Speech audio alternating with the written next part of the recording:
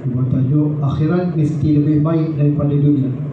Firman Allah Subhanahu wa taala, Bismillahirrahmanirrahim, wabtaghi fima ataka Allahu ad-daral akhirah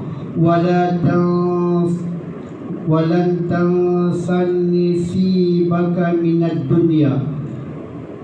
Dan carilah pahala negeri akhirat dengan apa yang telah dianugerahkan Allah kepadamu, dan janganlah kamu lupakan sebahagian di dunia. Surah Al-Qasas ayat 78. Keterangan dalam ayat ini, Allah Subhanahu wa taala mengarahkan kita agar mencari pahala untuk bekalan di akhirat, dan dunia sebagai medan untuk kita mengaut pahala sebanyak mungkin.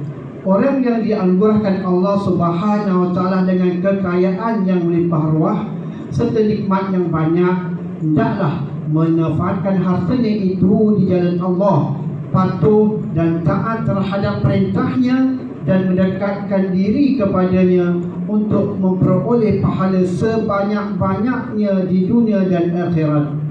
Semoga kita sentiasa mempersiapkan diri untuk menghadapi saat sakaratul maut, kerana ajal itu datang tanpa mengenal usia, sama ada tua atau muda.